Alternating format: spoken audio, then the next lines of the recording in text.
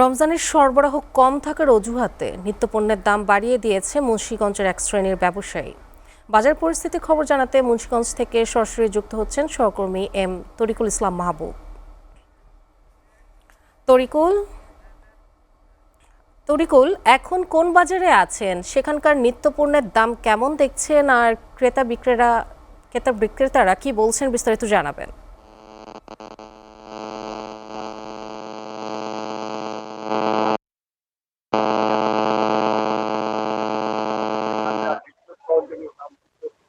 আগের তুলনায় কিছুটা বেড়েছে। এর মধ্যে কিছু যদি আমি বলি, নিত্যপণ্যের দাম বলতে আমরা শুধু লেবু যদি দিচ্ছি, কিন্তু গত রমজানের প্রথম থেকে কিন্তু লেবু কিন্তু হালিতে বিক্রি হচ্ছে, কিন্তু 120 থেকে 150 টাকা করে হালি বিক্রি হচ্ছে, এবং এছাড়াও কিছু 80 থেকে 100 টাকা বিক্রি হচ্ছে, এবং বেগুন বিক্রি হচ্ছে কিন্তু 120 থেকে 140 টাকা পর্যন্ত, এবং কাঁচামরিচ 160 টাকা, এবং পেঁয়াজ বিক্রি হচ্ছে 50 টাকা, এবং টমেটো বিক্রি হচ্ছে 50 থেকে 60 টাকা। যার সোনালী মুরগি কিন্তু বিক্রি হচ্ছে 990 টাকা কেজি, এবং ব্রয়লার মুরগি বিক্রি হচ্ছে 175 টাকা, এবং গরুর মাংস কিন্তু অপরিবর্তিত রয়েছে 780 টাকা গরুর মাংস, এবং খাসির মাংস বিক্রি হচ্ছে 120 থেকে 1100 থেকে 1200 টাকার মধ্যে। আর এছাড়াও যদি আমি রমজানের ফলের বাজারের কথা বলি, তাহলে কিন্তু বলতে হয় কিন্তু ফলের বাজার কিন্তু আগের মতোই রয়েছে, তবে দু একদিন বেশি দাম বিক্রি হচ্ছে। এরপরে কিন্তু কমলা বিক্রি হচ্ছে 250 থেকে 300 টাকা, এবং বেদানা বিক্রি হচ্ছে 400 থেকে